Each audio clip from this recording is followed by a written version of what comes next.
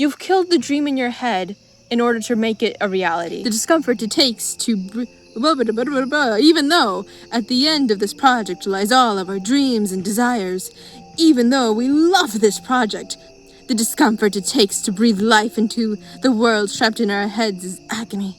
And I'm sorry if I'm being overdramatic. This is the only way I'm gonna get through this, so... Alone at the edge of a universe humming a tune. The issue with creating things, the issue at hand with creating things in general is that every single part of the project needs to be fun, A. B, every single part of the project needs to have needs to be imbued with whatever your head dreamed up. Whatever world exists within the confines of your skull, you need to be able to output that world exactly into reality. And if that, whatever is in your head does not reflect what you create exactly, then you have failed in some way. However, in your head, everything it's a dreamlike state, and it's always going to be very sketchy. So for example, artists, people, whenever it's like you do your sketchy thingy and it's like very loose and abstract and you're like, wow, I can see the pose, the emotion, like what it can be. I can see all the potential within this thing. Oh wow, look, quantum physics. I can see the potential within this thing, therefore it will be magnificent. But whenever you then go out and outline your stuff and start making your line art and like making the sketch more the final product of what you want it to be, then it becomes very, you no longer like it. Why? Because you've killed the dream in your head in order to make it a reality. You have to murder your darlings, as they say, in order to make something a reality. You have to basically accept that whatever is in your head is always going to be this abstract conceptual form, and that your art cannot truly live until you give it life. And when you give it life, it's going to look like a sad little fetus.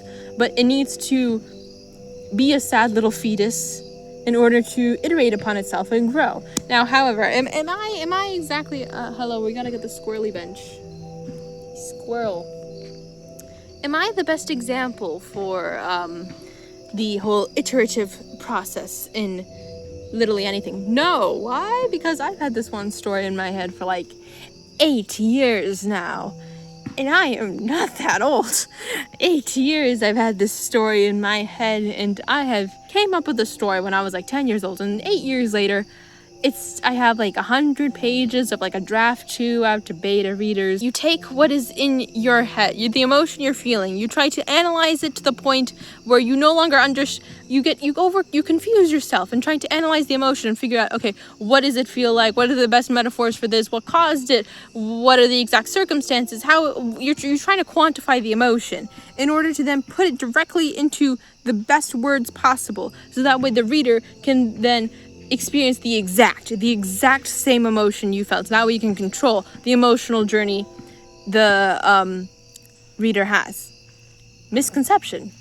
Do not do that because I can't. You have to hold it out very far so you look pretty. I don't look pretty. You have to make it so now I look like the one slur. You'll have to understand that the reader will create their own interpretation of your work. And in creating their own interpretation of your work, they then do fandom discourse, basically. But you can have the entire point of like English classes in general is like, what is your perspective on this thing? What are the themes you get out of it? What are the lessons you learn from yourself? And how do the characters reflect that? So in the end, your only job as a creative is to have fun with it, is to just create whatever feels most fulfilling for you. But also, don't get misconstrued. Don't misconstrue my point and think that, oh, now I have to have fun at every little facet. If I am not pouring my heart and soul out into this piece of thingy that I'm making, then I am not being a true artist. No. The greatest artists, the greatest people of creation, and the scientists in general, the arts, everyone except for no one. Actually, you know what? Actually, everyone. Anyone who's ever done the thing you want to do has suffered and put themselves in their own self-torturing thingy in order to create. Because again, in order to create something, you must kill the thing in your head in order to, I don't like using the word birth, but like birth it out into the world. You must get it out of your head, and in getting out of your head, you must carve a hole in your skull and let it bleed out into the whatever medium you're using. I like using the Remarkable tablet; it's lovely. But you must let it bleed and get messy, and then wipe up the blood stain so you can make something that looks like a deformed fetus. And this deformed fetus will iterate upon itself. It will eventually grow and go through whatever experiences you are having. You're probably going to subconsciously bleed them out. I'm going to use the word bleed a lot. I'm sorry. It's accurate. It's going to come out into your work, and you're eventually going to see your own life's journey reflected in the work you create. Which also creates the thing of like, now you have your own personal bias of, I lived throughout all of these things. I am the one who created this thing, and I can no longer separate this thing from my own personal experiences. And especially if you have a low self-esteem, you are not going to be able to take your work and see it. You are never going to be able to see an outside perspective of yourself, and then therefore your creations. Even if you are someone who might think like me and think, well, I only want to be seen for the creations. I don't want to be perceived. I wish I was just like a library ghost. I would love to be a forest library ghost. Just recommend people things. Just haunt them for a little bit and info dump about the latest lovely thing. And then therefore they can, why do I hair flick? What is that? Info dump about the thingy and just never be perceived actually, but rather be either get possessed or possess someone else and let them experience the true breath of the ideas that give me joy. Therefore, it can give someone else joy. It can give someone else whimsy. That would be lovely. But, unfortunately, no. Flesh prison. Ha ha ha. Trying very hard to unmask. That's not obvious. Yeah. What was I saying? See, now, if I had the idea of, like, making this truly aesthetic, truly aesthetic, I would have brought like little candles. I would have brought little Anuli out here. Little Anuli is hidden away. I got so off track that I didn't even mention the original point of why I was doing this. Here to celebrate your accomplishments, dearie.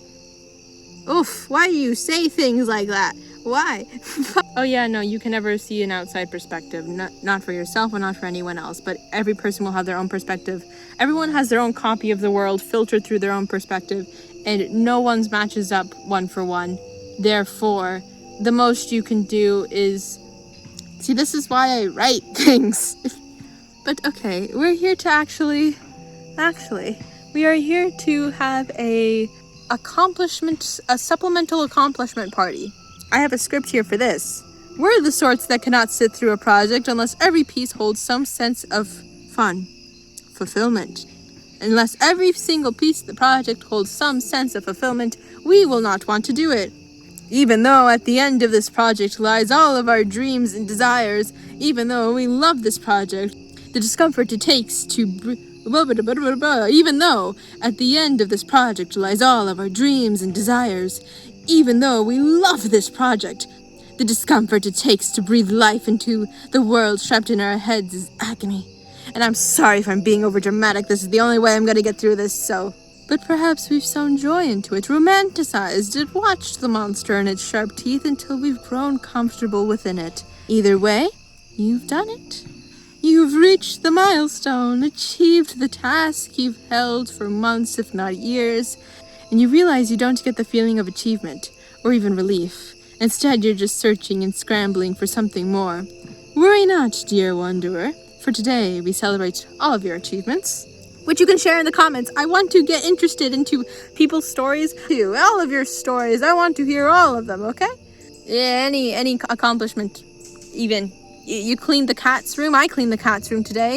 It was getting very messy. My poor kittens. I cleaned it today. Vacuumed it while listening to Good Luck Babe of all things because I got back into that apparently. And Drya, obviously. And it was lovely. It was lovely. You know what else?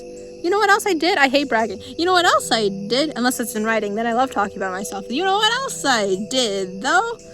Wrote a 99 pages of, well, actually, no, I have also drawings in there and beta reading questions. But this story about a commentary on getting rid of your faults, self-help, demonizing parts of yourself and needing to rid of them in order to deserve a happy ending, that I finished Not the entire story, but at least part one. Part one of the story. The first 99 pages-ish. It is done after 8 years. It is finished. Ish. It's under beta reading, but that is very close to being finished. Therefore, I'm sorry just using the hand. The hand feels so expressive. I can just do this instead of facial expressions. Don't you understand? The stimming is great. That is done. It's lovely. Yeah, I also read some of the research journal thingies. That was also nice. I finally read through the cast-based research I've been meaning to read for months. I will eventually finish my biology story about time travel and needing to die satisfied in order to feel like your life has been worth something, even if the little moments in between were lovely too. But no, you need accomplishment so that way you can die satisfied. Oh, I finished Little Anuli. I will have the picture here. Just pretend I'm holding Little Anuli. Those are the accomplishments. Did this give me a sense of fulfillment? Nah, it just gave me a sense of adrenaline because I get to talk for a little bit. But I hope it gives you some feeling of fulfillment. That here, I'm presenting the award for you doing things. You have done things. Congratulations. I am very happy for you. And I want you to share with me what you've done in the comments so I can obsess over it with you. I would love doing that for you. With you. We're going to enjoy this together. We're going to, if our bodies will not produce the necessary proteins and whatever that produce fulfillment and self-actualization, then we can supplement it artificially with content. So yeah, I hope you're doing well. I hope you're doing lovely. I'm sorry that my talking is nowhere near the same as the writing persona that I put on. And it's dark now, and you can no longer see the squirrely bench or the birdhouses, including the one that fell down. I'm sorry for my little idiosyncrasies. You want to get rid of them though. Ha ha ha. I would want to recommend something else as well. Oh, okay. The Everything is Okay show by Studio Flimpo. So good. I will link it, but just watch it. Please. It's just so good. It is one of those short films that doesn't leave you feeling devastated, but it will still make you cry. In a good way. It leaves you devastated, then you feel very you feel like a weight has been lifted off your shoulders a little bit. It's one of those relating to death ones and what you do after you death and regrets and whatnot, but then looking upon it with positivity and whimsy and hopefulness. It's lovely. It's absolutely lovely. It's wondrous, and you should watch it. Okay, bye. Down, or I might go insane.